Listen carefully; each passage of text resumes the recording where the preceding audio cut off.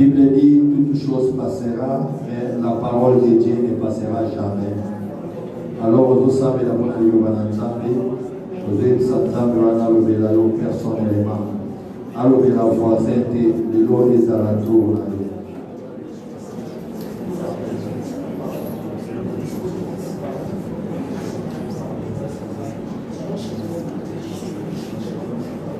Seigneur, la Bible dit toute chose passera, mais ta parole ne passera jamais. Nzambe alola, solibitote aliyobanayo, tosengi intervention au Seigneur, lever la biso, parle-nous. Yahweh, j'amène tout esprit captif à l'obéissance de ta parole, puis nous allons planter au croix la victoire, na esika oyo, na kombo na Yesu, toboneli tolobi. Amen. Na mpesi obote na kombo na Yesu, yopepe pamonika mbote na kombo na Yesu.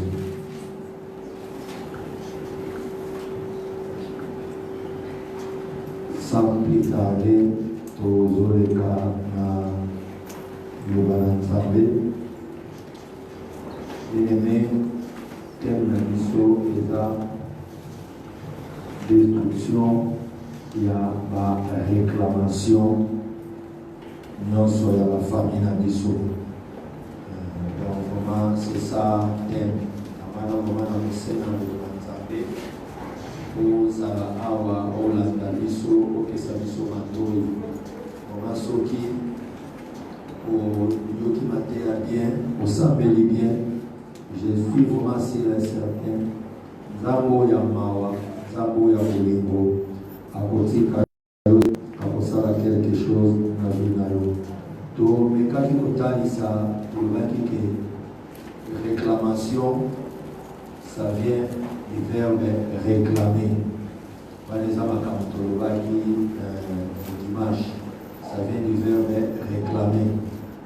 Kotala ba définition oyo eza na ba dictionnaire na biso, donc eza na ba définition ebele. Donc pour na simplifier makambo tomona donc réclamer elingi koloba ko revendiquer koluka ozwa eloko oyo ezalaki ya yo, donc ezongela yo. Cela veut dire que quelque chose ezalaki ya yo sikoyo okomoluka ezongela yo. Et tout le monde dit parmi la définition que je vais biso, donc koluka ozwa eloko oyo tu sens et tu vois que vous avez droit na mot. Donc tu repères un exemple, papa na bino akufi atike bino ba mapango. On a que le pango wana ezalaki ya papa. Et tant siko papa akufi automatiquement soki mutu mosusu ya kozwa lupango wana bino kokolinga te, okozala utiliser sikobo kende sikobo réclamer yango. Donc par là, vous avez que vous avez trois il faut réclamer à vous. Donc c'est ça un peu ma définition. Alors, au mécanisme comment est-ce que le monde y a moulili et réclame à Kabiso. Alors, quand tu as réclamation, il y a la famille. Donc c'est que par là, tout le monde peut faire voir dans la famille et réclame à Kabiso. Et là, on dit ici, on a des questions pour toi avancer. Parce que là, on dit nous ça la famille et réclamer. Pourtant, on a réclamation à la famille. Et nous, on dit quand même dans la famille, tout le monde dans la famille. Et soudainement, on dit réclamation à la famille. Maintenant, qu'est-ce qui fait que famille est réclamée, famille est réclamée? Alléluia. Et c'est ça. Donc, famille soit réclamée. Réclamer pour la nini. Et là, on dit na sali, na la bibi na famille. Parce que famille réclamer na pourquoi. Donc par là, nous allons comprendre que ezana ba makambo oyo biso to sala to ba famille sala ne omonisco après et comme siko kolandela ba vie na biso et comme siko ko réclamer biso donc pas réclamer ça en français non et comme kolandela ba vie na biso et comme ko senga ba vie na biso. Donc par là nous avons besoin chrétien nous soit comprendre tout à ça mon frère mais comme nous avons tout bandia on le loté tout bandia au semble la kala ce qui n'a pas même une église au bateau on a baptisé baza muke baza beaucoup de minité donc les belé à bateau bandia qui déjà pas comme nous avons quelque part Mais toye awa,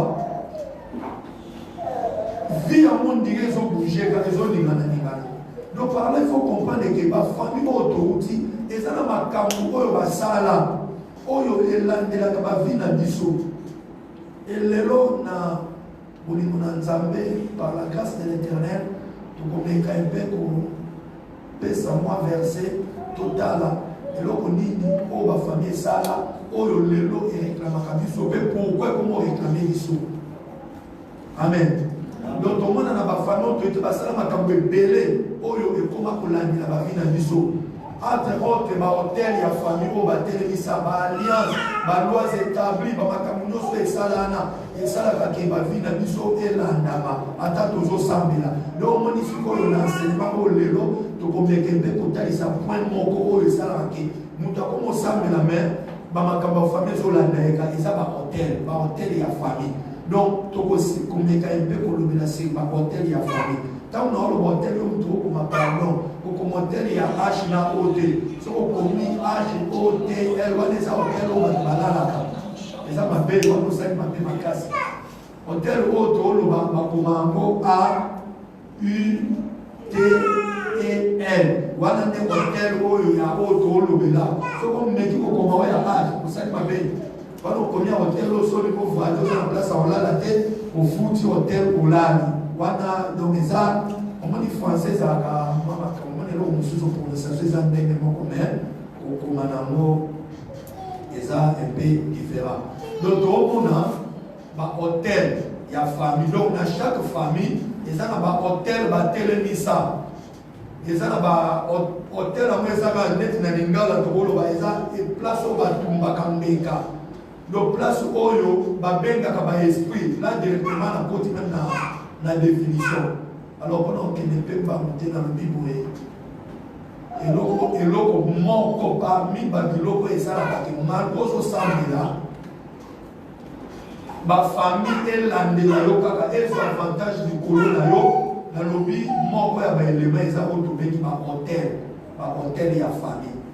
Ma hôtel et la famille, des amis, dès ce qu'il faut te expliquer, il faut comprendre hôtel et la famille, des amis, pour que marquer par l'andela yo. Alléluia. D'autant que le Bible hôtel, tu peux se dire que donc par là, ce qu'on suit, tu peux définir, c'est la même définition. Définition hôtel, les gens, la définition est belle. Dans l'enseignement, on dit que chaque femme va trouver ça normalement, sa définition, il connaît la définition. Donc hôtel, les gens, première définition, on a repéré ça. Et ça rencontre entre Moutou et l'esprit. Donc la rencontre d'un homme avec les esprits. On dit on peut dire de manière générale dans le esprit pour confusion, pour éviter que les questions nous soient reposées. La réponse est déjà élevée là. Donc c'est un lien de rencontre entre Moutou et l'esprit.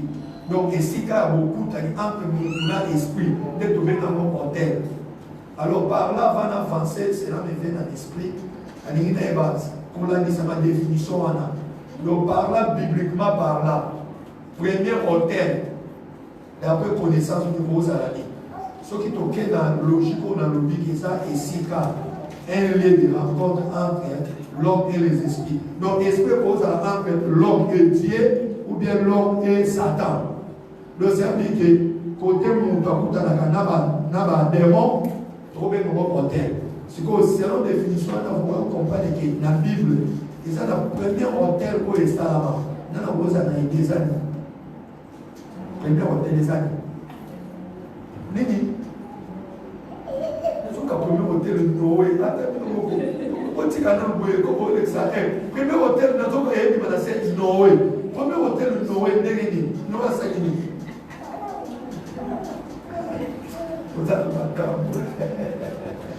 Alléluia. Tout le hôtel est un endroit lié à la rencontre entre l'homme et les esprits. Donc par là, tout le monde a que même jardin d'Éden. Alléluia. Nzambe tama keli mutu. Aye ko sala jardin d'Éden ataki Adana Eve kuna.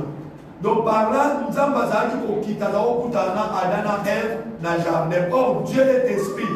Nzambe ba mona kaete. Donc il y a et si Karoyo Moutou, Adana Eve, Bazokutana Nzambi, tu peux pas hôtel. Donc jardin d'Éden, et ça qui hôtel. Il y a un moment dans le lieu de rencontre entre l'homme et les esprits. Entre l'homme et les démons. Parce que entre l'homme et les démons, on a un bon jardin d'Éden. Donc par là, ça allait me confuse. Donc on dit dans la définition, on a pour confuser ça. Donc un lieu de rencontre, et si il y a beaucoup il y a Moutou, il y a esprit. Le gros, ça a esprit. Et ça a un zambé, et ça a un démon, mais essentiel, Moutou n'a esprit. Alléluia. Comme église, église ou pas, il y a un hôtel. Église aussi, c'est un hôtel. Et ça, c'est si il y a un hôtel, il y a un zambé. Oh, ça, il y a un zambé, tout le monde a été.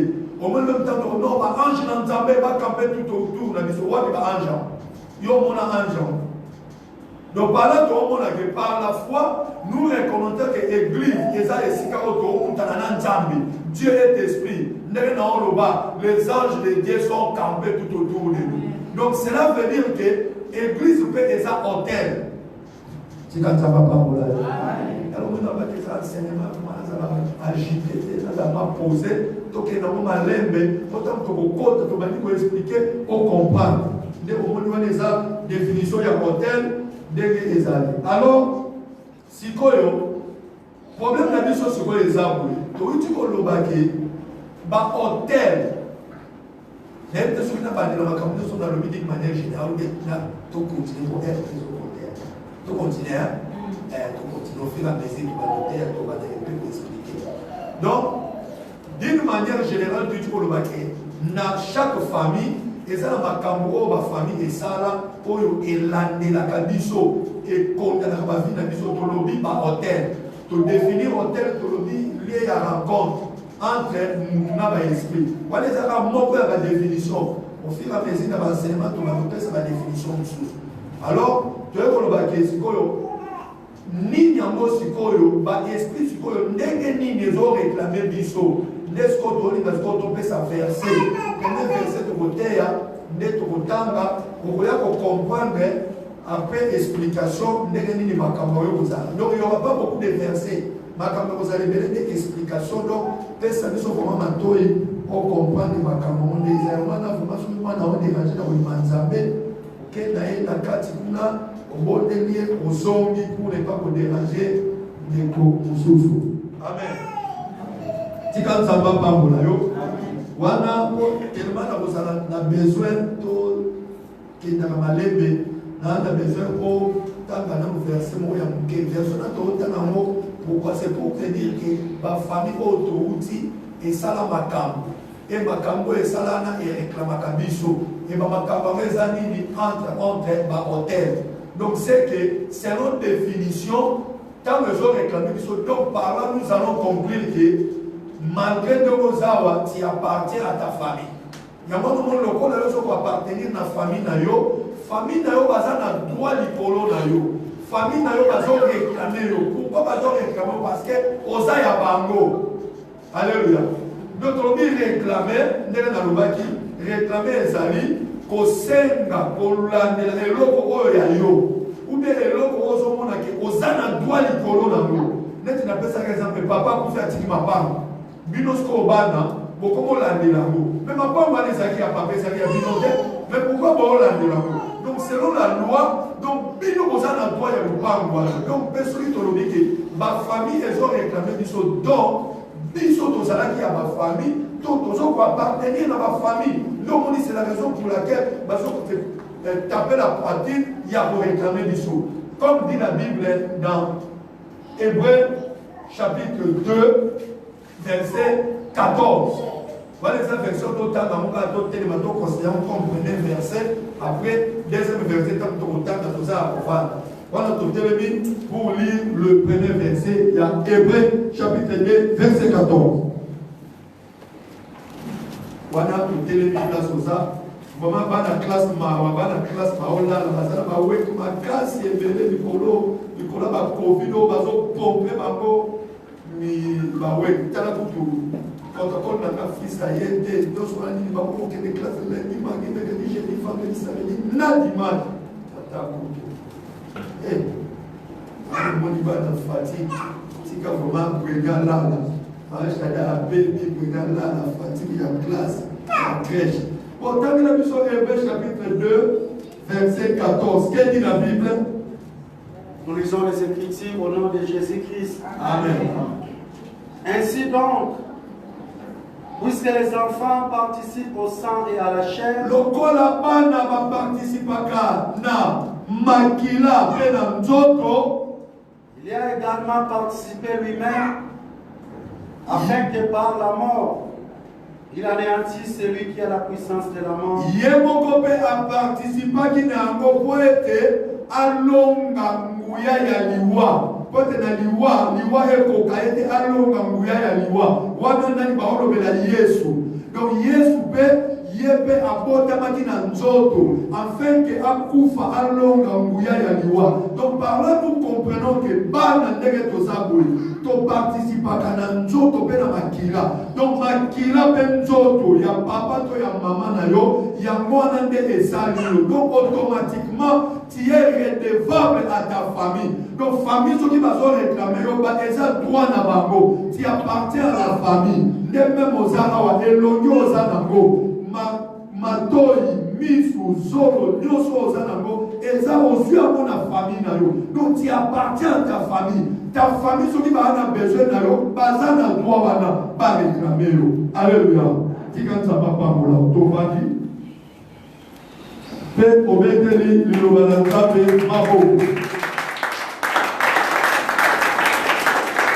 Alléluia. Nani mokonzi. Nani mokonzi. Ceux qui est ça pour continuer de l'air sous le mot.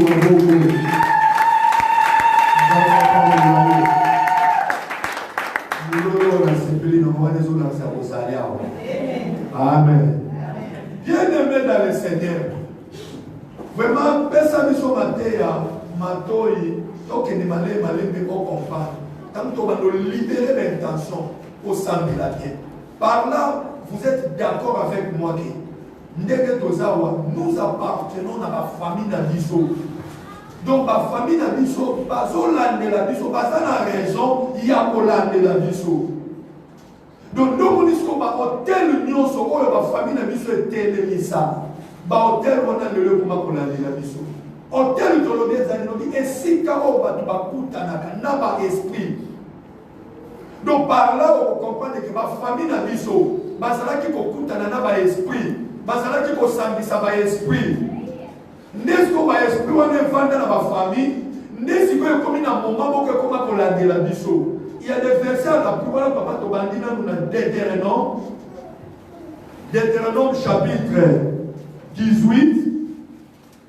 Deutéronome 18. To bandina verset 9. To kitatina verset 16. Comment monter dans le nous avons besoin d'un élément pour développer les eaux. Ok. Deutéronome, chapitre 18, verset 9 jusqu'à 16. Deutéronome 18, 9 à 16. Ok, papa. Lorsque tu seras entré dans le pays que l'Éternel ton Dieu te donne, Bible Zoloba, wana nzambe mutazoloba, zoloba tangu yo kokota na mboka oyo nzambe na kopesa yo, tu n'apprendras point à imiter les abominations de ces nations-là. Yo okobanda kolanda ba abomination ya bamboka wana te. Balobi kutu masumu te. Bien aimé, babekango abomination. Balobi okobanda kolanda ba abomination ya bamboka misusu wana te. Wana nzamba zo pesa ordre tozana na Nouveau Testament. Nzamba opekisa et dans l'Ancien plutôt. Na ebande. Nzamba zo pekisa. OK. Wana nzamba zo pekisa Moïse. OK papa. On ne trouve chez toi personne qui fasse passer son fils ou sa fille par le feu. Balobi tokuta parmi binote mutu moko oyo azolekisa mwana na ye ya mwasi to mwana na ye ya mobali na moto. Alléluia. Alléluia. Nde omoni bien aimé place makambe bandi tokolobela ko beleleza obje na biso te.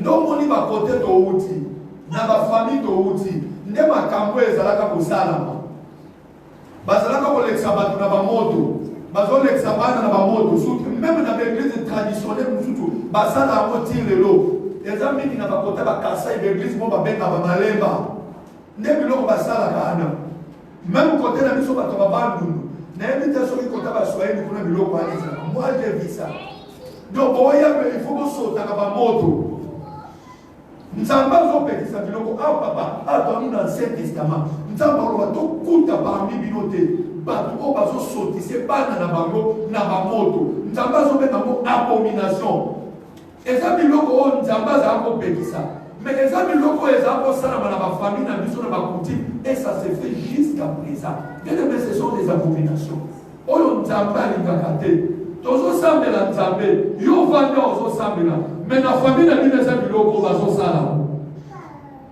donc on a beaucoup de complications malgré aussi la Bible donc mais lelo eza obli na biso te ya biloko bamoto tolobela ngo aussi.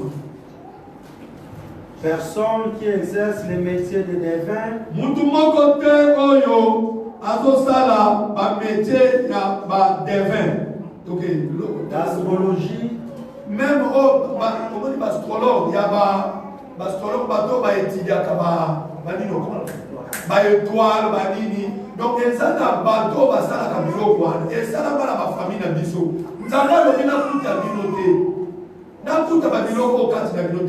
Ce sont des abominations. Wanda tozana Deutéronome chapitre 18, tobani na verset 9 tookita. Awa tokomi na verset 10 L'augure et les magiciens. Yes. 11. L'enchanteur, personne qui consulte ceux qui évoquent les esprits ou disent la bonne aventure. Personne qui interroge les morts. Alléluia. Amen. Alléluia. Amen. Bien aimé, awa nini ngana nana zo yango. Balobi awa ba kuta kati na bino te. Bato oyo bazoko sala musala ba devin ya basolo ya nyoso bate ko bakisa balobi na bato oyo bazoko solola na bato bakufa. Bato oyo bazoko interroger bato bakufa. Bible lobi bakuta bino na ngote. Cela veut dire quoi? Alléluia. Natango akala ezala kosala mandengeli. Okomona bato bazokendaka kosolola na bato bakufa. Bato soki aza na besoin problème il faut que totuna bato bakufa. Bazoko interroger bango baosolola na bango. Nde nzambe sikotanga ye kokotisa abimisi bana na Israël na Égypte. Ndabani kopesa loi côté ya Moïse. Alors Moïse, yebisa bana na Israël. Bo imite makambo yo ba nation ko basala te. Makambo ba nation basala kana eza mabe. Bino ko sala yango te. Bo kene ko consulter ba kufa te. Bo consulter ba étoile te. Apesi pesi ba ko ba instruction. Mais si ko problème ezali. Omoni ko na kasi na nga ko na tanso ko la ni bien. Pourquoi komona ke il y avait une raison. Raison ezaki ko pousser bango bakenda ko consulter ba kufa bakenda ko sala biloko na raison ezalaki nini omoni na ntango akala soki bato bazwi problème ou bien mutu alinga voyager ou bien mutu alinga sala lika bazako kende kotuna bato bakufa bazako kende consulter ba magicien akoyebisa te omoni ndenge oza kosala lisuku bongo te ou bien soko lingo bala est-ce que libala eza yo to ayo te magicien akoyebisa eza yo donc bazalaki kokende kotuna même bato bakufa baopesa bango barépondre bazokopesa bango bamakambo bien aimé biloko na oteya. Je vous dis la vérité, faute du temps, j'ai na maîtrise nango parce que moi j'ai vécu ça dans le village de Bissou. Na vie bango boye. Donc on tout na mupakufa makambo. Alors si tellement ça se faisait comme ça, nzambe ya bolingo. Ayebisi Moïse, alobi Moïse. Nayebi bana na Israël bazala tenter, ba bando kende kuna. Mais moi Dieu, je vais susciter des prophètes parmi nous, afin que quand vous avez un problème, vous ne pas dans ma côté. Alléluia. Il y a un moment dans 1 Corinthiens chapitre Dans 1 Corinthiens chapitre 12, Nanoyo, Paul a expliqué à l'obéité. Papa, 1 Corinthiens chapitre 12, c'est un 1 Corinthiens 12, Tozonga à place pour ça. 1 Corinthiens 12, au monde, apôtre Paul, à ce qui concerne le bâton. L'homonitine, même ma prophétie bâton et yaka. 1 Corinthiens, papa, banana verset 1 Corinthiens 12, banana verset 1. Tant qu'on m'a dit, mais 1 à 2, je pense. Pour ce qui concerne le don spirituel, alors, pendant le don spirituel, je ne veux pas, frère, que vous soyez dans l'ignorance. Alors, la limite, la ignorance, la don spirituel. Vous savez que lorsque vous étiez païen, vous vous laissiez entraîner vers les idoles muettes. Donc, apôtre Paul, dans le Nouveau Testament, apôtre Paul a joué ça. Tu connais, Yesu ça, Yesu a confié à qui, Saint-Esprit dans le Christ. Apôtre Paul a joué ça. Tant que vous allez payer, tant que vous allez ressembler la tête, vous allez entraîner dans la miwe, vous allez consulter bateau, balobakate, idole. Donc, bakufa, bayebisaka bino makambu bikeko, vous allez recours na bikeko. Alors, lokola nzamba mona ki bongeza mabe nzamba lingaki bino kokende kuna te nesiko nzamba alobaki il faut susciter ma prophète donc nisiko nzambe azui atie badon spirituel na l'église. Continuez papa, déjà anticipé, c'est parce que j'ai déjà lu ça. Selon que vous étiez conduit. Ndenge bakozala kotambola bolanda bato bakufa botuna bozwa baconseil bolingo voyager okende pa banganga eloko ebungi tokende otuna nganga bato bazala kosala ngo pourquoi parce que l'église badon ezalaki te nde sikoyo nzambe alobi aye kosusite baprophète nzambe aye kosusite badon po ete bana na nzambe bakende lisusu kosala biloko wana te car pour Dieu ezalaki baabomination. C'est pourquoi je vous déclare que nul, s'il parle par l'Esprit de Dieu, ne dit Jésus est anathème. Et que nul ne peut dire Jésus est le Seigneur si ce n'est pas le Saint-Esprit. Verset 4. Il y a diversité de dons. Il y a diversité à dons. Mais le même esprit. Esprit à ça mon corps. Diversité de ministères. Le ministère est belé. Mais le même Seigneur. Seigneur à ça mon corps. Diversité d'opérations. Diversité à opérer. Mais le même Dieu qui opère tout en tous. Or, à chacun la manifestation de l'Esprit est donnée pour l'utilité commune. En effet, à l'un est donné par l'Esprit une parole de sagesse.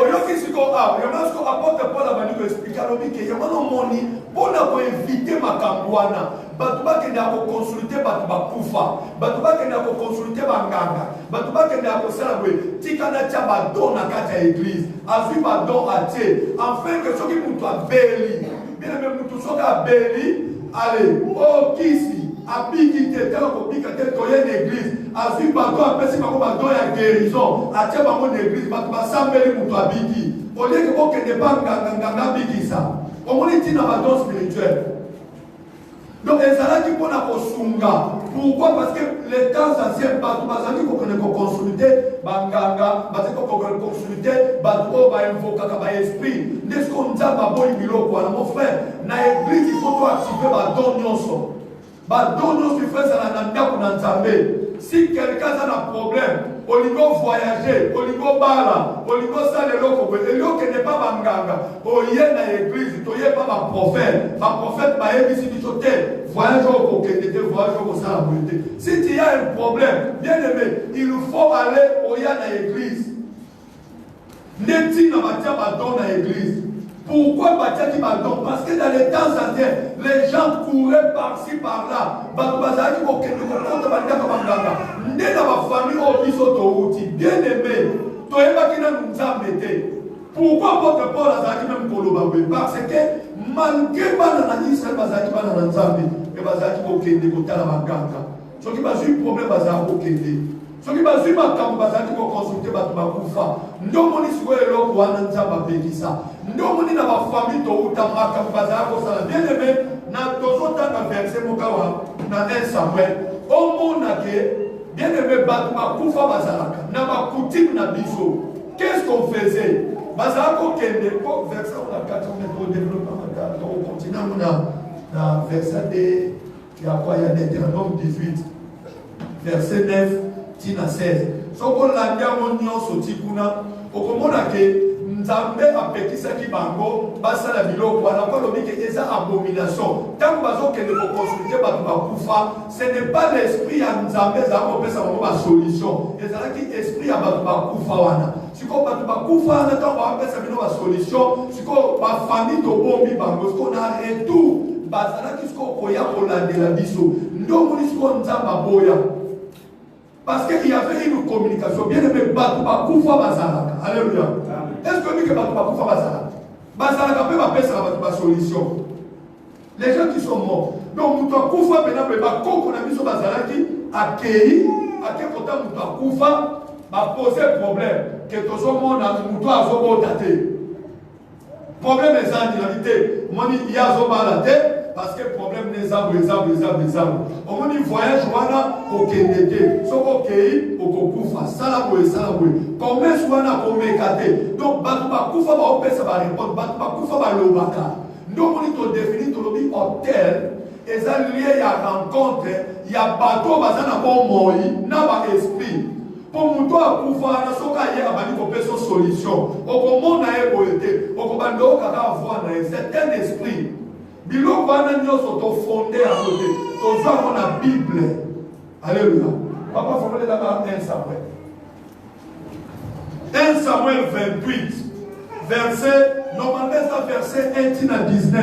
Mais faute du temps, Thomas na verset 9. Alléluia. Alléluia. Vous allez voir. Enseignement qui est bien. Ou bien dans un rapide. Dans un rapide. Rapidité. Quand on lit ce qu'on dit, on dit. 1 Samuel chapitre 28, verset 1 jusqu'à 19. Mais, on va dans verset 7. Ah, on a expliqué pour gagner le temps. Problème est ça, problème est ça. Saoul, Azalaki n'a connaissance, il y a parole de Dieu. Bien aimé, Saoul Azalaki moi dans l'ensemble. Saoul Azalaki Mouyouda. Quand Saoul a vu pouvoir à comme roi, à Salinini.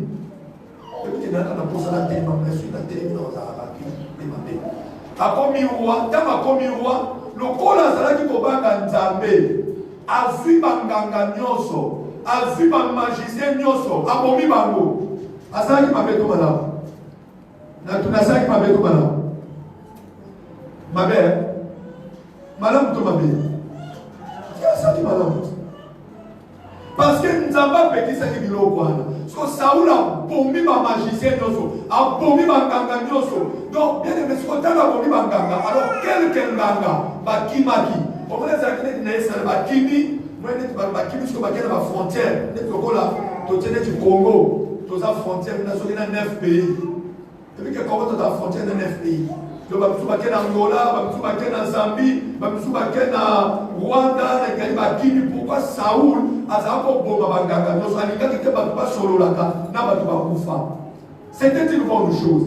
Alors, Saoul a eu ça dans ma vie. Quand ma sali ma vie, Nzambe ya lola. Asili qui dit Saoul. Alors, il faut que Saoul. Avec le prophète Samuel a dit ça, Saoul a envoyé. Après, c'est quoi? A boy qu'on la Saoul. Communication entre Saoul et Nzambe qui sauté. N'est-ce pas un jour guerrier, bah vous dites ça va dans Israël. Parce que Saoul, à mon niveau, le roi guerrier, comme d'habitude, il faut que le tout n'a pas prophète. Quand le tout n'a pas prophète va boy kolo.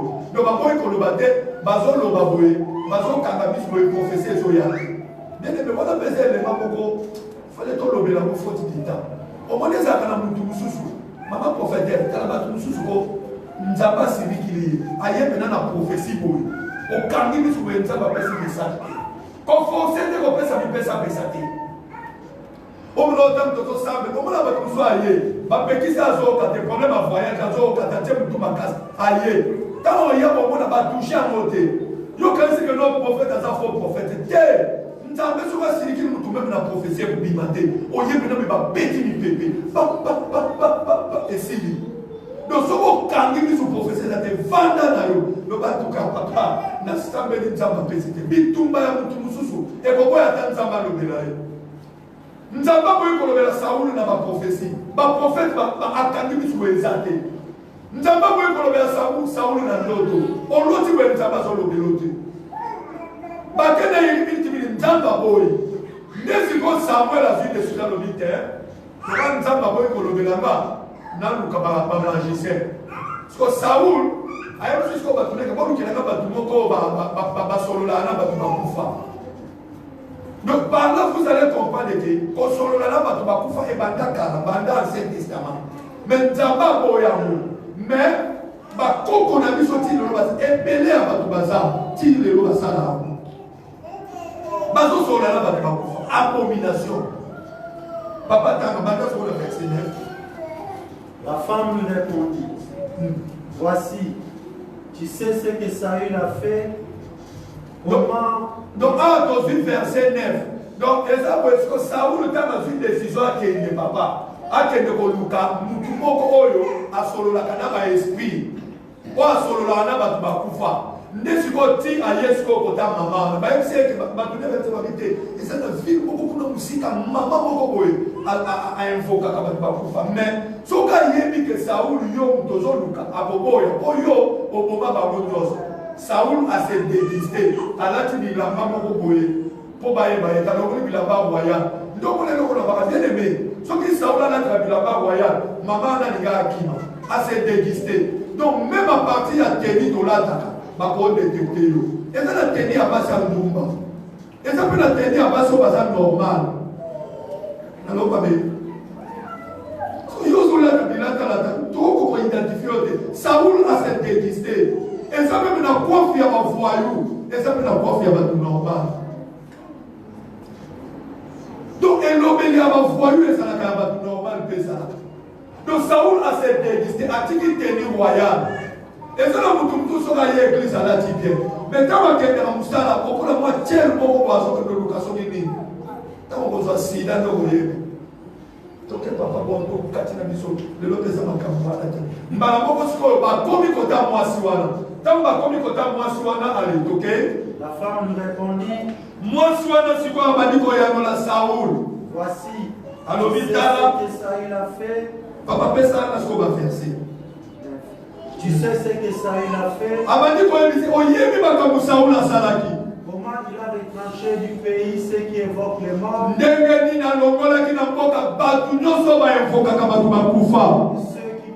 l'avenir. Pourquoi donc tentes-tu un piège à ma vie pour me faire mourir? Saül jura par l'Éternel en disant, l'Éternel est vivant, il ne t'arrivera point de mal. La femme dit, qui veux-tu que je te fasse monter? Moi ça le bien. On lingi sikoyo na binisila yo nani. Donc wana mwasi oyo bazo sola na Saul ba omi ba le bakabo moyo. So azo tuna siko Saul. Atuna kuboyo ça la personne na lukelo mutu moko akufa. O binisila na mutu moko akufa. Saul siko mwasi na tuna bibo na binisila yo nani. Ya so ayamoli. Et il répondit, fais-moi monter Samuel. Bimisila na Samuel. Siko papa oyo maman oyo akanisaki bon Samuel amoka ezaka mutu moko boye ba bimisa ekalobi bimisila na Samuel. Bien aimé, je vous dis la vérité. Neza makambo esala na ba famille na biso. Okay, pena bomona ba kei ba komi ko invoquer oyoki pena voix ya papa na bino. Oyoki pena voix ya maman na bino e binu ya kufa abandi ko yebisa bino makambo. Bino ko ko mama na Bible. Ndeba makambo esala na Bible. Mon frère, ezaba hôtel o ba famille esala. Ma famille n'a pas de temps, ba solo na ba kufa. Yo yebite. Bien aimé image to loba qui est réclamation. Maman oyo ayebeli kambo bali na sala kité. Bana ba yebeli kambo papa sala kité. Mais vie ya ba de comment réclamer. Et ça na makambo ba famille ba sala ngana yo to yebite. mais attends, il y a des satellites là. Et belé bauti na ma famille oyo. Bazalaka bande konayo ba koko na bino bazalaka osolola batu bakufa. Bazalaka okende na ba cimetière. Bazalaka no pesa biloko kolia na batu bakufa. Bien aimé, des aba hôtel bazalaka hôtel bisa. Tant bazo solola batu bakufa, cela veut dire quoi? Ba bendi ba esprit na bango. Ba esprit na bango yé et vandi la famille. Mais les gens batu bakomi papa fina ngezo bongate. Mais esprit na batu bakufa o ba benga o famille na bino benga. Ne ba kamba fina bino pa na bango. Lelo mabala ezate, lelo kinya ezate, vie ezobongate pourquoi? Vie na bino bakaba mona batu bakufa. Koko na bino za ko sola na batu bakufa. Mama na bino za ko sola na batu bakufa. Yoka mama wa ya mbikuni, azotuna Saul. Na bengela yo nani? Alobi bengela na Samuel. Samuel o bazoni ka benga mutu akufa. Donc par là, on peut contredire ngate. Donc na se amabele oyo ezana batu ya bomoi batu ya mai na makila bango basololaka na batu bakufa bango bainfokaka batu bakufa abengi mutu akufa ye bakomo solola na ye akomo oh my god nde biloko na bafamille ebele basala peut-être yo yebi yango te mais esalama na famille na bino lokola esalama na famille na bino makoza ignora ezolanda yo ndomoni na bandoto na ondoto tu te retrouves dans la famille. Pour nous se retrouver dans la famille.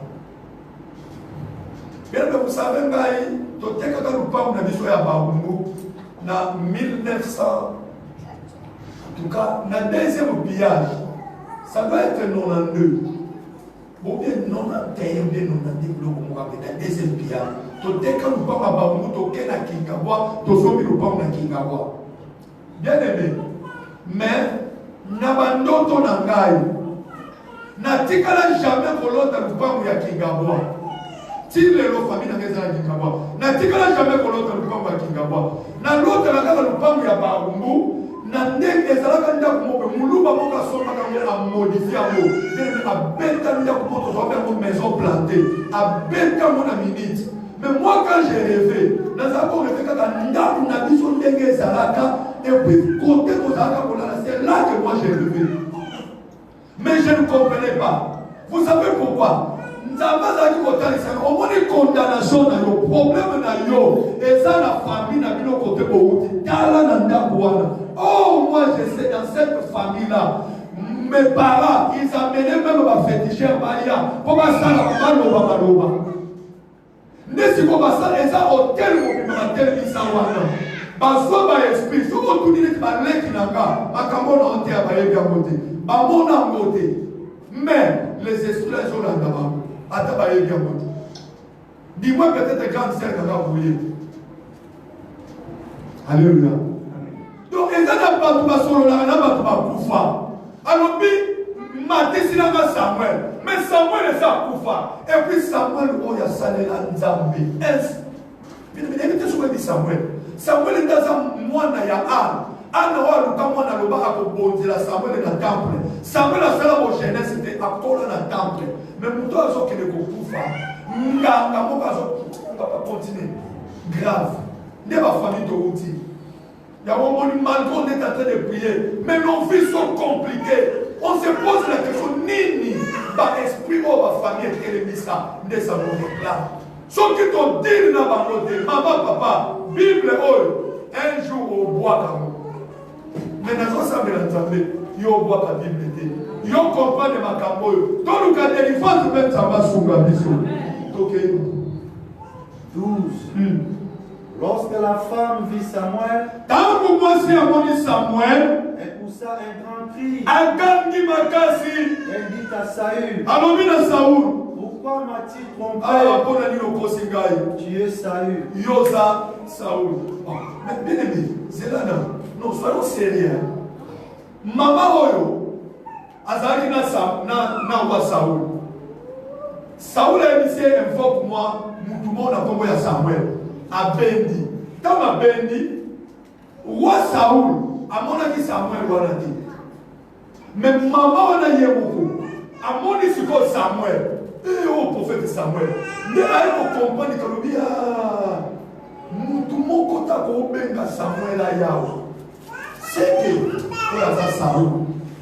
Bien aimé, au moins les gens qui va travailler pour nous, va pour bien kaka mutu moka kufa ya famille na bino. Ndé loko noko na biso ya disanga. C'est dans la mer, toqué dans le village.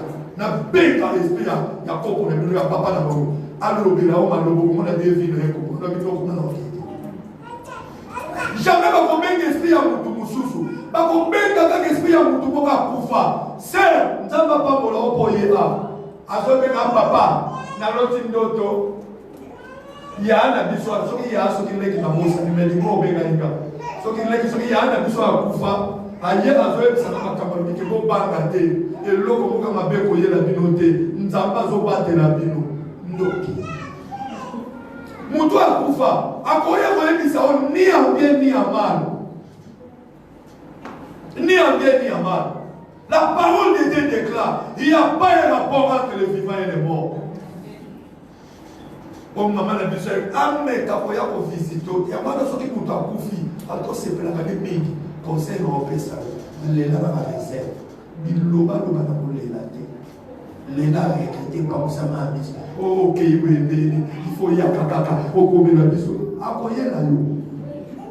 Motoke na kati. Akoyela yo, quand nous le disons va pasteur.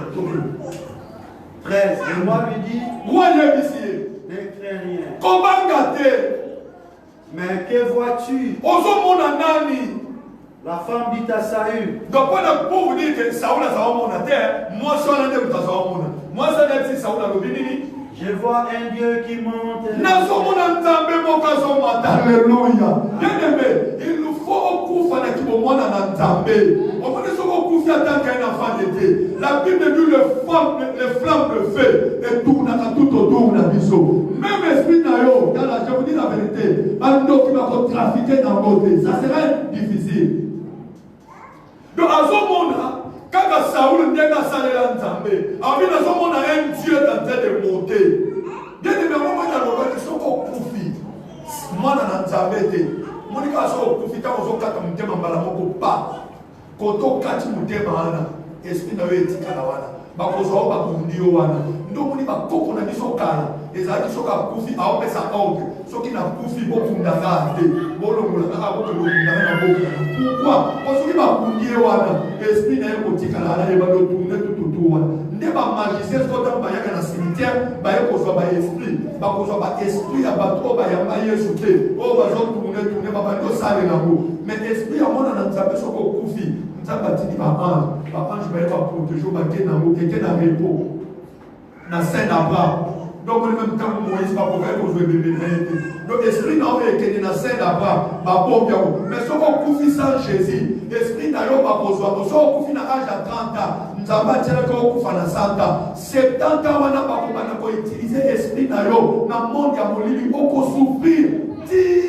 Pour le âge, nous avons dit qu'on après ce qu'on c'est le jugement dernier. Quand on se l'appelle jugement, on va voir dans l'île.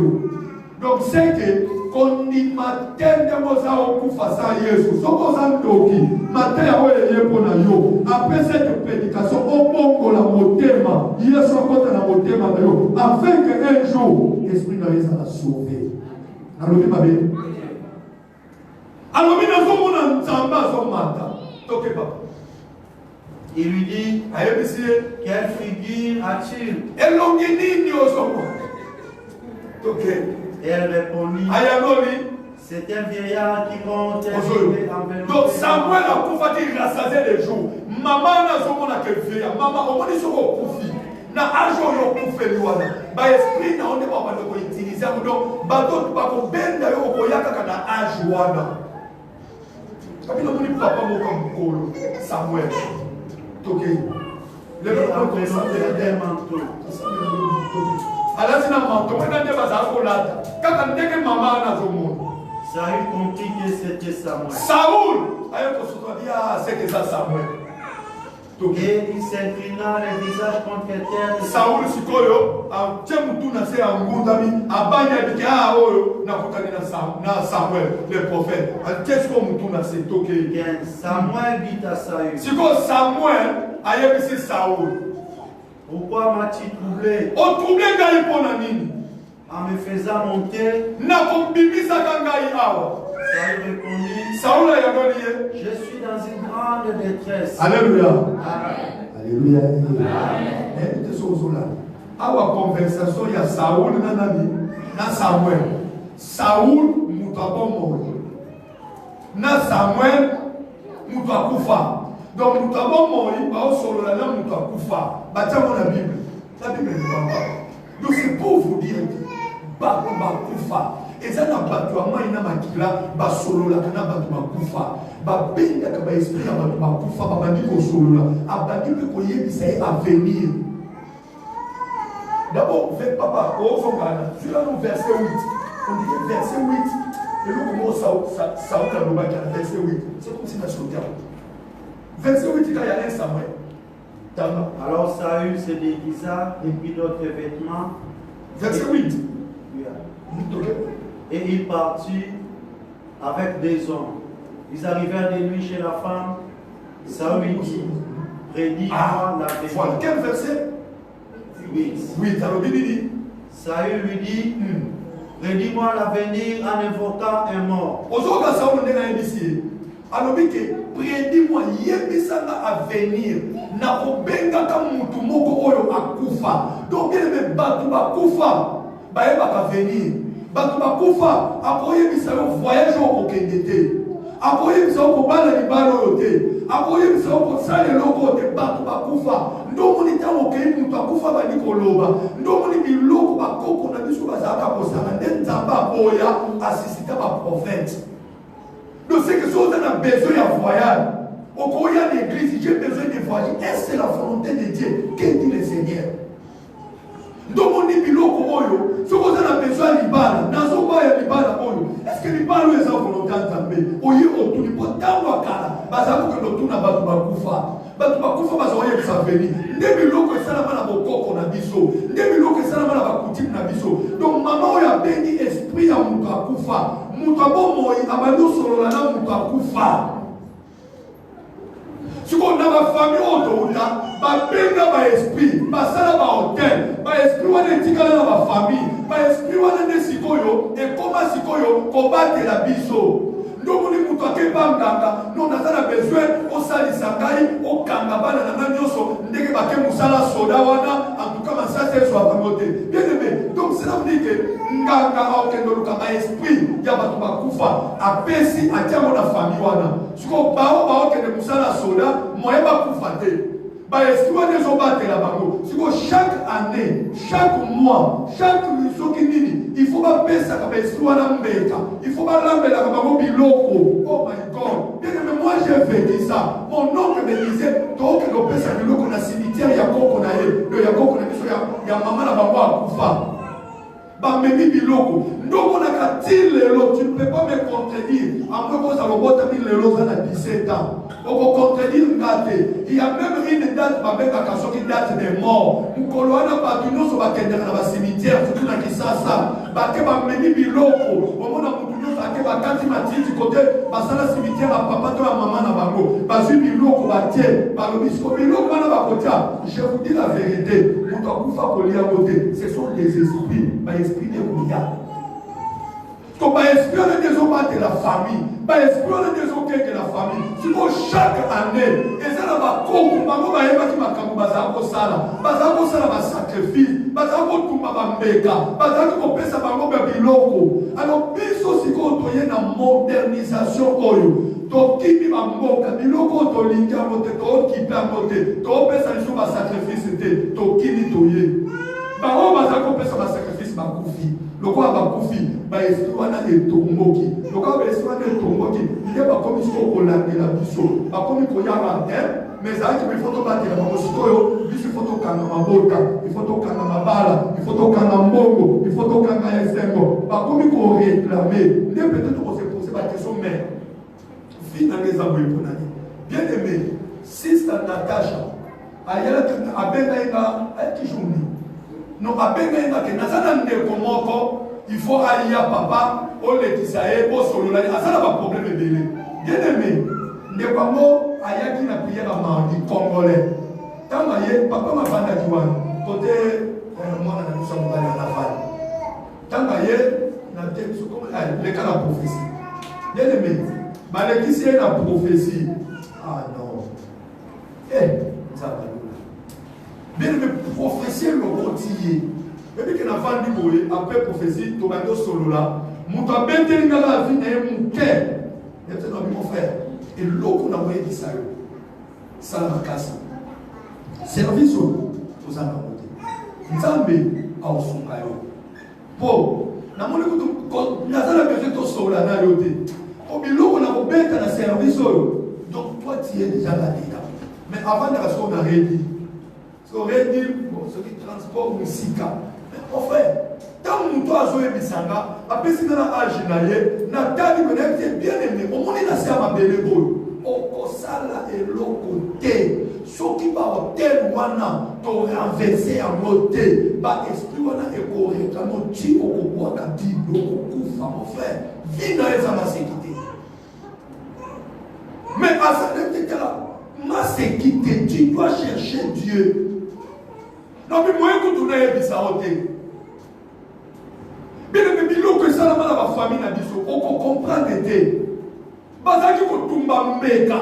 Bazako pesa biloko na batu bakufa. Mais koko na biloko mutasala moyo zanakate. Oyebi pété. Mais aujourd'hui tu te retrouves, pourquoi ma vie est comme ça? Mais ta vie est réclamée. Ce sont les morts, par esprit à batu bakufa de basimba vie na bino. Bango ne basala ke kote en classe. Bien aimé, oyebi musala ki pasteur oyo. Na comprenez pourquoi Moïse est un Mounzamba, c'est Moïse. Bibi Sabana c'est Moïse Aboyaka. Vous savez pourquoi Moïse Aboyaka? Moïse n'avait pas la force, il y a Nano, il y a Pharaon. Au moment où la casa la pasteur, mon frère, va y éviter. On se dit, pasteur, on a 6 années, tu peux pas avoir une minute de boulot, je vais te garder, mon frère. Il y a ma campagne. Ma campagne, il y a ma campagne. On comprend les ebi ngana yoko na Congo biloka mai. Nazo mona nga yo eza ba fanti biloko ma lokuta. Mais na kutana na papa moko na Afrique du Sud akana musala nzambo. Azo yebisanga so bino ngana za ka soda, na za ka mai. Nazo mina masi mai papier, na za ka mai. Abinde abi kenda epai ya nganga, mama moko boye, mama na mkolo. Parce que condition ça a été il faut mutunyoso accoucher na maman. Maman moka mukolo. Donc on s'en est là pour salaté. Faut coucher na maman. Pour coucher na elle, maman na lamba de biloko mo ba pe ba ba le ndo to si ko ndeke zana, ba la disco ba sibi ba mundu ki ba okende. Skoyo bola ta ba sous-vêtement ou bien sous-vêtement. Na bi ba biloko na maman ba soda. So que ce qu'on va faire le moment des rivières. Parce que moi, je suis comme un soda bazoya. Parce que comme wana, si on connaît au Gandika mal, tant qu'on a mal, on s'est retrouvé dans le gars. Oh, mais là, on a vu que yo kama siko masolo. Siko yo, on coûte de siko en face na muta biso siko na zaka mai. Oh non, on nzaba ba ko ganga mai ya wapi. On coûte siko na muta nde wana siko mai. Papa. Il y a ma bébé, tous les gars qui sont balés. Après, nous avons ensemble les repos, parce qu'on s'est concentré. Nous avons ordonné. Papa n'a tout mon mandat. J'ai eu bon accord à terre, d'être nos vérités. À terre, nous avons dit, tant qu'on a pu voir, quand il est venu, il a dit, Seigneur, sans presser pour ma papa. Qu'il a découvert, là, qu'il a un intercesseur, pelo sala tombo chaba na boneza yala ngake da délivrance ngambo lisudi na kati na tikina na vite tokende na bibula pas na mona vali na nzambe bomba et pas na dîner après qu'est-ce qu'on a tiré rendez-vous qu'est-ce qu'on comme serviteur à l'époque na son les papa Marcel ba qui de guerre papa Anne na bibi le lona pour tout aux années délivrance à niveau ça ce qu'on a fait avant le soleil on a ce qu'on a quoi wa monter na simba la kokolo yo dans sa prière. Pour la monnaie que non, les acquis mourent. Après, Nicolas, on a fait un sud-africain, pas avec lui. Pastor, where are you? I said, no, I'm at home. No, I'm here in front of your tent. I'm waiting for you. Not doing what? I mean, no, I can't sleep. There's a spirit who want to kill me. They say I must go to look for one pastor. I said, but there's a lot of churches around there. Why only my church? No, pastor, they say that to you, your name is a starter. Nabi no. Binagastraka na benani ngai na neni. Nabi no, mia will be there late. Nabi na voyava na pokwa. Akotozaki pe na prière, nabi tenga na okeneka na prière. Yo kono kota esprit no bisugo so ya nabi na la prière. Oh no, me have to go now, nabi no, if you gonna go now, just go. Non, c'est la gane ya pokwa na ya. Musala nzamo pa before za man clever. Oh, les capables de ramasser. Bien aimé, on connaît bien ça. Tu es la réalité, ça là. Conversation, il y a deux personnes. Mouta Koufa, Namouka Bomon. Bazo Solo là. Baye Misaye à venir. Bien aimé, et dans la batte, là, je vous dis la vérité. Et dans la batte, même dans la délivrance, au talika de négligence, on dit, oh, nous avons conscience de la délit. Bato bazo tambola na ba esprit. Et dans la base de Béla, pour ma beauté, je connais une sœur. Maman n'a pas besoin de capoter, elle a qu'elle n'a pas n'a pas payé moi. Moi, n'a pas sœur wana, sœur na biso, sœur Azali. Mais sœur wana capricieuse dans des moments sacanate. Première fois que ça me l'a quoi exact, des prières à faire des n'a pas qu'on a mis ça là plancher. Incarnation et esprit nous faisait, il faut se manifester par nous sauter. Ça va tenir ma boucle. Même où toi, bon, si on essaie de toquer gauche, allez dire qu'on est de gauche, toquer droite, allez dire qu'on est de droite. Bien-aimé, à son point de vue, bien-aimé, j'ai voulu la vérité. Et voici une bataille. Il faut soit prise et conscience. Qu'est-ce qui s'est fait dans la famille d'Amilou? On m'a dit mon frère, voilà franchement par là, je vous dis la vérité. On m'a dit la matière à délivrance, nous n'avons pas à part église, et ça n'a pas mais quand on a fait bomba, yo pose à part. Yo pose à part. Bien aimé, oui bien, et ça n'a papa, maman a dit aimé. Oh, Abika a décidé de l'église. Mon frère, je vous dis la vérité. Vous savez que l'homme fait ça à on dit la confiance au bazar au Bessaniso. Donc tellement bazar qui n'a confiance, bazar qui n'a respect, considération. Et l'autre on est ça. On dit des notaires. Et là on dit comment bazar l'église à Zoyo quand je suis devant la chair. À quel hôpital va gagner la sida? Bah y a moi si n'a pas. Papa t'a le c'est ma vie ba kosi. N'est ma vie yo kama kama no ba ko kende ko ko tsa mulongo. Côté ba ba zoka kisi ko mekate. Asa avoka. Non bi ko mekate. Tout ça, mais nous avons dit que ça va gérer la famille. Nous n'avons pas conçu. Et tellement, nous avons confiance, nous avons foi en lui. Mais à quel moment nous avons soumis, comment on peut bien, hasard on est dans le bas. Même si on peut savoir que tout témoignage de ton là, ça va monter dans le pas. Et les camarades qui n'ont pas. Mon frère, on m'a dit que ça, ceux qui osent la confiance dans la vie sautée, au où maintenant. On a un problème. Nous sommes gênés, on est gênés. Kende ko joli ko kende ko njoka na famille na bino ezana ba solo na ba kufa ba so ba esprit ba mema Saoul azo solo na Samuel na Bible pour toi kufa na kutoza na bofo ekeneme nyo solo ni ba esprit mais si ko Saoul azo pas passer ça na faire ça femme pas koko na bino ba solo na ba kufa famille na bino ba solo na ba kufa maman je vous dis la vérité. Ne pas esprit, on a le lieu comment réclamer Bino. Toque papa. 15. Samuel dit à Saül, pourquoi m'as-tu troublé en me faisant monter? Saül répondit, je suis dans une grande détresse. Les Philistins me font la guerre. Saül a passé. Nazana une grande détresse n'a pas. Les Philistins vont donc c'est que ceux qui passent n'a pas. Bazaro que de koluka secours ya wapi kotaba tubakufa ndesi ko pesa ula kendaki donc ni nzamba boya biloko na kwa bika soki bokoluka secours kotaba tubakufa ba esprit wana eko ya kuvanda na vie na bino eko vanda na famille na bino eko vanda na ndaku na bino eko bana ko réclamer ba vie na bino empele ba bazana ba problème à cause ya ba esprit oyo koko na bino abenga oyo papa na bino abenga ba fanda siko na famille toke.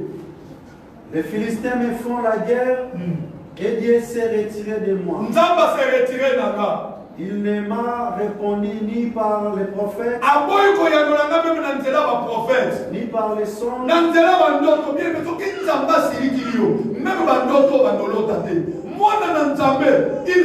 2 semaines, 1 mois, il faut l'autre. Et je t'ai appelé pour que tu me fasses connaître ce que je dois faire. Ozoyo, alors il a bien dit au premier missionnaire nini na posala. Donc bazaki okende, condamné ba moté. Bazaki okende pour ba yebisa ba mo avenir nini ba posala. OK. Il va pas bien répondre ça. Samuel dit. Samuel a ébissé. Pourquoi donc me consultes-tu? Bon nini siko yeko consulter ga. Puisque l'Éternel s'est retiré de toi et qu'il est devenu ton ennemi. L'Éternel te traite comme je te l'avais annoncé de ça.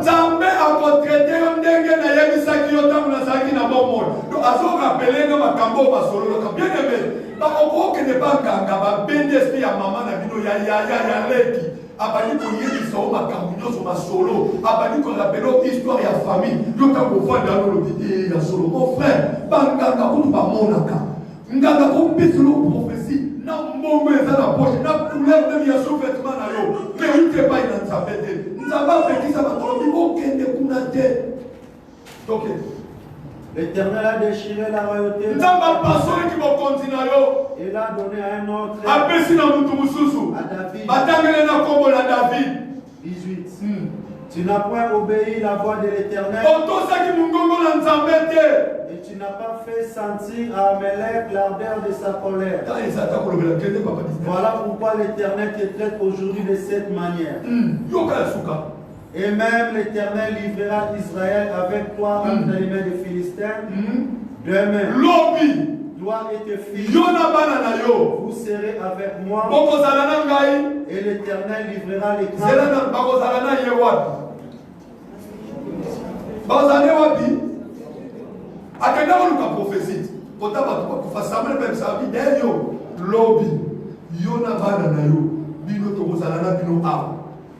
Donc, esprit de mort, qui n'était pas Saoul. Si quoi, guerre et bimi. Il y a évité que donc guerre, on met l'esprit de mort et bimi si guerre. Tant que bimi si guerre, pour qu'un nini, objectif de coca, il y a que des concours. Et puis, le long, on a dit côté, il y a victoire, il y a nini. Maman passe à la choc, où il y a pillé, qui a mon toit, mais il y a grave des amis. Il y a l'autre qui fait ça, on a ce genre de réflexion.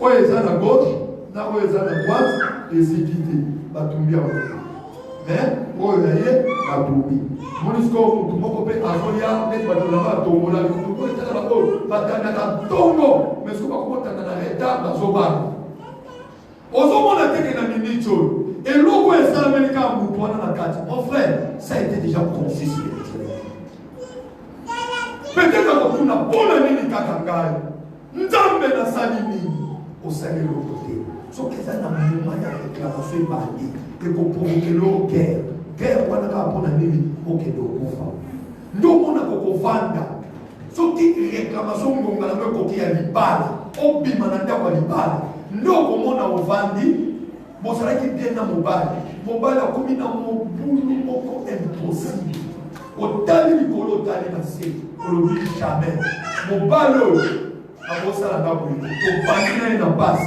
en tout cas malamu natikela ye ndako yango otikeli ye ndako obimi ntango otikeli ye ndako obimi monde akobila ebeti maboko donc mpo na bango baganye barécupere yo parce que selon loi yokoka kovanda na ndako ya libala te ndomonaka mobandi bien okoma na moma moko abe bien aimé incompréhension kimia eza te na ndako ya libala te te pose la question mais nasali nini osali eloko te baesprit wana ezalaka na dele bien aimé réclamation ezalaka na dele fixe soki dele nango ekoki ndokomona ebandi siko kozala makambo ndomoni kimia ekozala te nyonso wana kaka nini mpo ngonga na bango ekokisa ndomoni mosuku akoprovoke le au voyage oke nyonso wana kaka nini ngonga ekoki.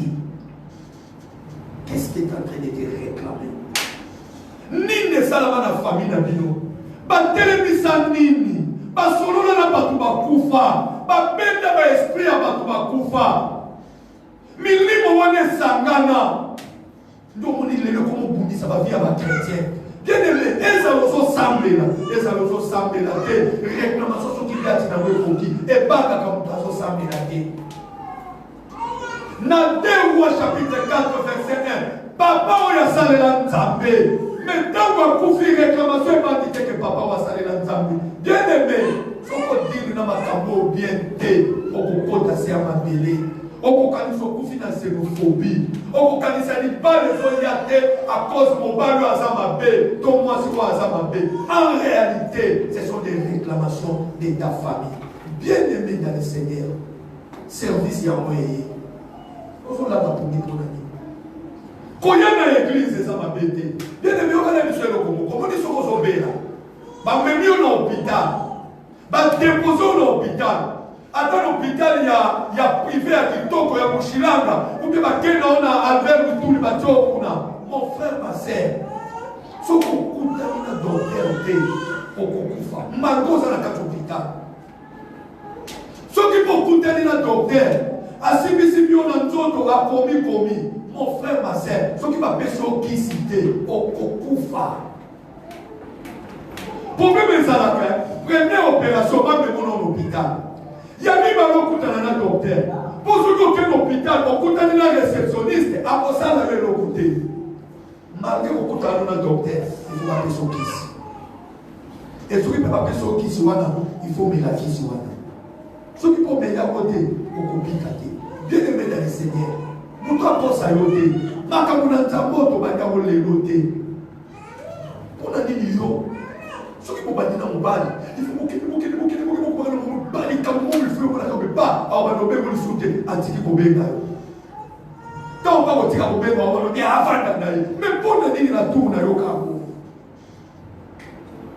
qu'est-ce qui est en train de te réclamer nini famille na bino basala basolola na banani mama ozalaka te mais problème neza ozala te yango soki ngonga na yo ekoki ekoréclame ndomoni ngonga ya liwa na yo ekoki ndomoni lelo maladi lobi maladi ozobela na maladi mosusu okutani devant docteur ozokoko expliquer docteur te ça commence à te réclamer bakomo réclamer bana na yo bakomo réclamer mosala na yo bien-aimé bahôtel amana na besoin lelo oyebisana nzambe kotali kambo nanga non yebisa nzambe akotali kambo mon frère état africain nayebi te soki nani akozala épargné moi du moins j'ai dit ça et je prends garde na sambela bien bamisusu ntango tookola batokozwa kisi bitumba ezalaki na ndako moko omona baesprit ozoka mpena baesprit ezoloba baesprit ya banani ya bato bakufa lelo nde biloko alikomo réclame koya na église kovanda nde kovandi boye ezali eloko te mama na bino azalaka na mibali ebele abotana oyo akendaka kokangisa nzoto mpo mibali balinga ye surtout bao bazalaka deuxième troisième bureau badeuxième bureau ba troisième bureau bakendaka mingi kokangisa nzoto mpo mobali alinga ye kaka soki apres avoir kokangisa nzoto batikeli yo baesprit ndoko siko baesprit wana ekobala ndoko omonaka bien-aimé soki otravaille bien te soki mama na bino azalaka deuxième bureau soki mama na bino babenganaka ye na libala soki mama na bino azalaka kokota bana na bana na tata ndoko omona biloko ekorepetele yo ndoko omona biloko ekolanda yo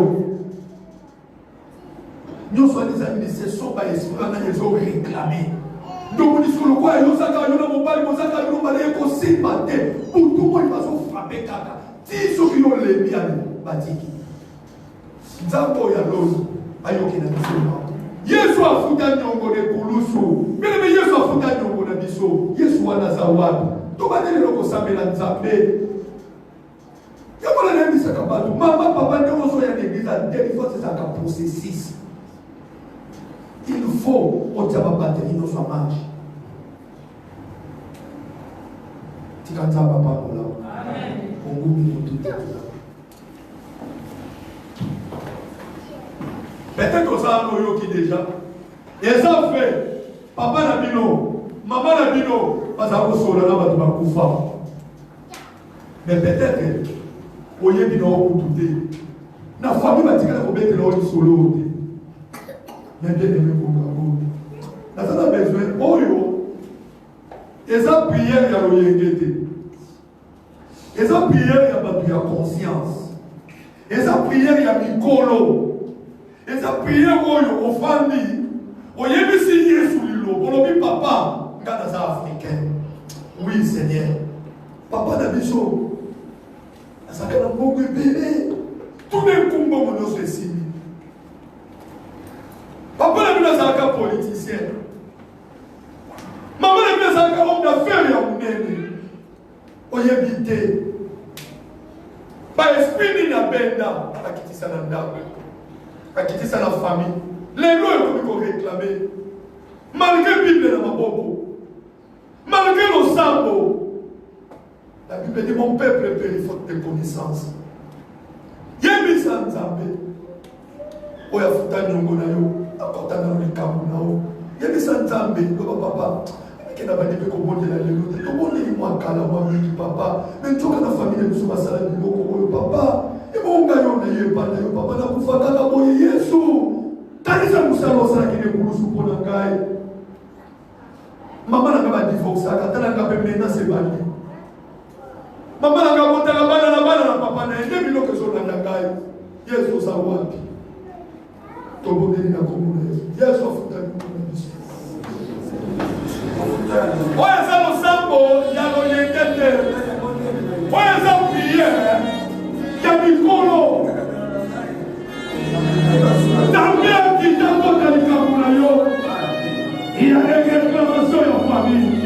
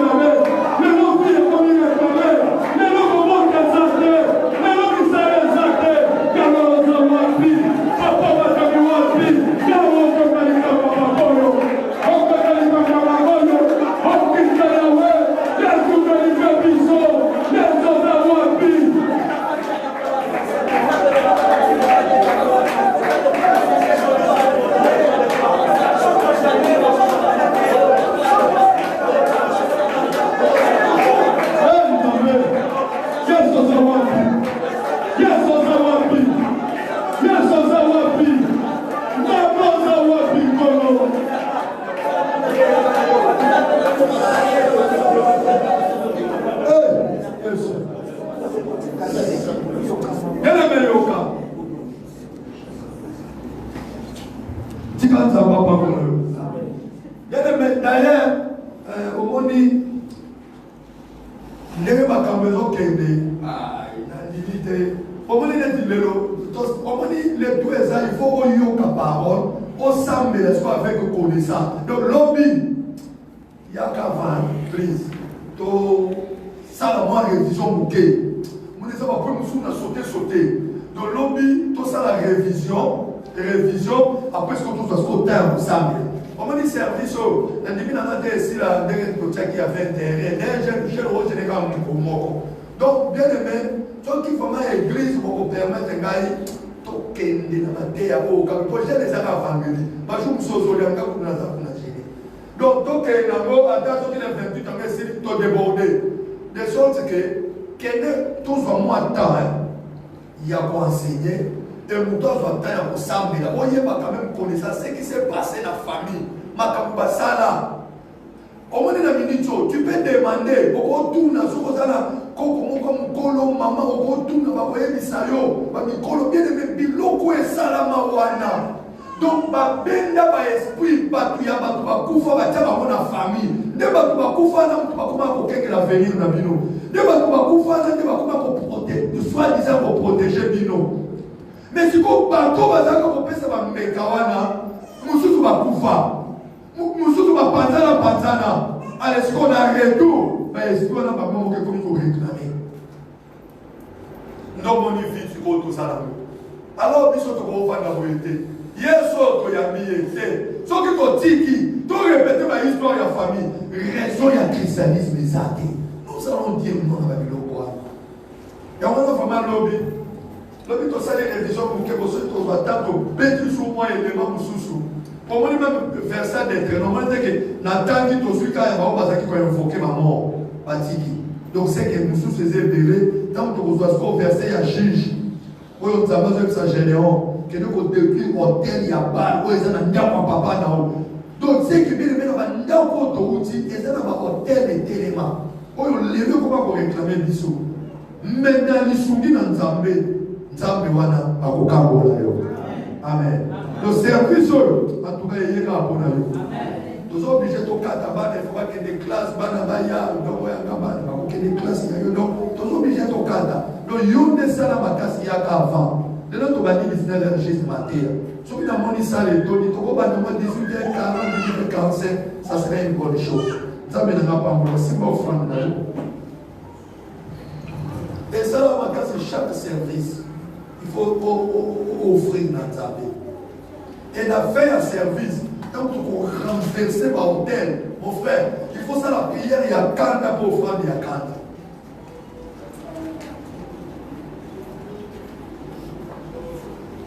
basingafrike babeti bato babobi bato sikoyo sur 1000 babobi 3 sikoyo na 3 wana yo na 4 yo ozabi te au nom de Jésus nde biloko tokokaki ovaccin na poto natunaki soki kaminango na Belgique oh non vaccin yango ebomi soki 9 personnes vaccin na bapesaki soki 1 million de personnes de bandeli ya essai ebomi 9 donc mpona nini kaka parmi 9 oyo bakufi ya neloza ebo misusu bakufi te mpona nini après siko baya kobongisa ale bato bakomobika donc yo nde oleka mbeka te ntango yo ya koleka mbeka esili sambela kolofanda loba seigneur mate yango nazoyoka cette offrande eza dina kolandisa bana baenseignement oyo nayoki nzambe oyoki nanga mawa que tu me délivres au travers cette offrande tokondeli na kongo na yesu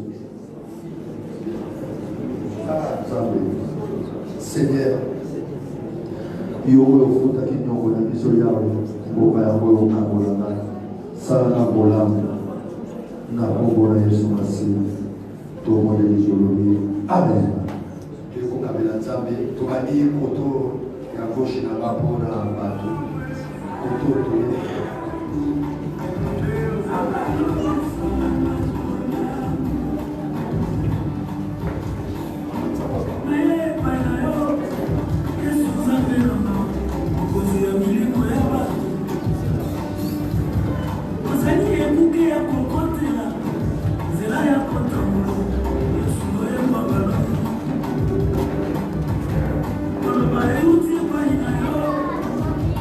Saka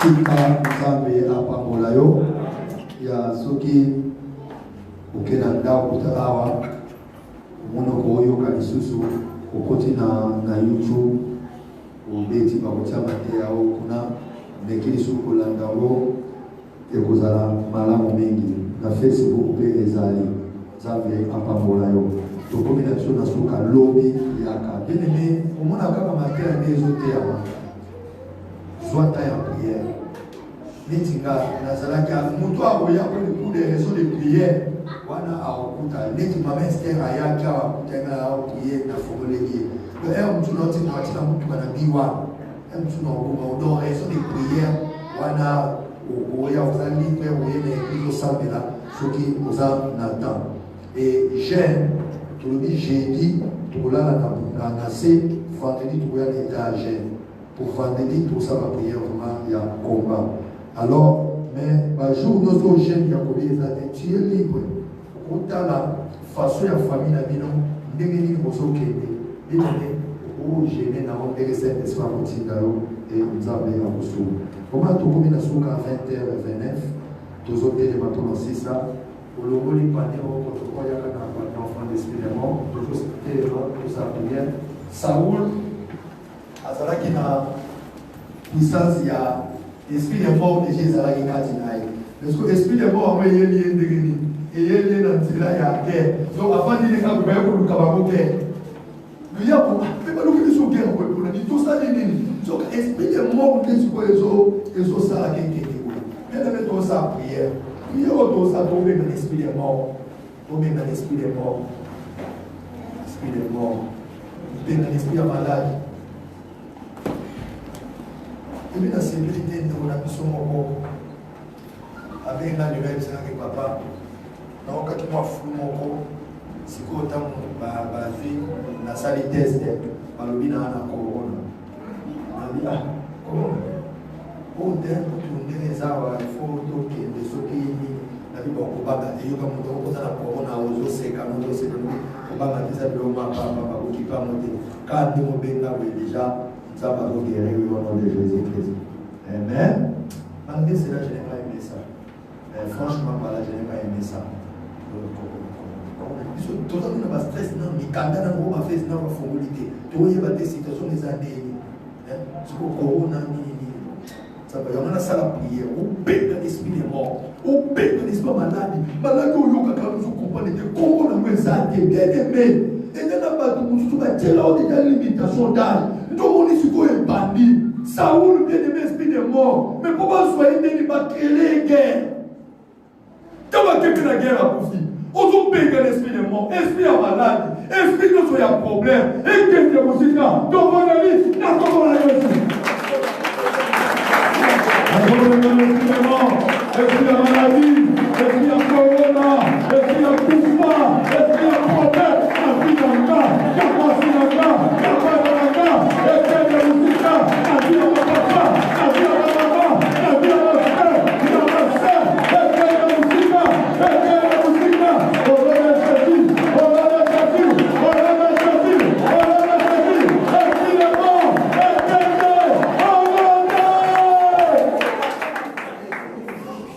Que la grâce de l'Éternel soit avec nous. Protection ensemble avec nous. Tamba batela yo. Na service on tamba kangola yo. Moi si on a ganga que pas Élisée. Élisée a loué les solutions. Les autres ont plus qu'Élisée. Délivrance ça va réclamation ça réel et ça possible. C'est quand était tamboul. Azaleke. Au kangola na service. Na bombo na Yesu Masihi. Bombo de Tolobi. Amen. Obedele sur ma bonne dans ma parole. Fais-moi ton bon ami, on est content de faire des fruits de mort.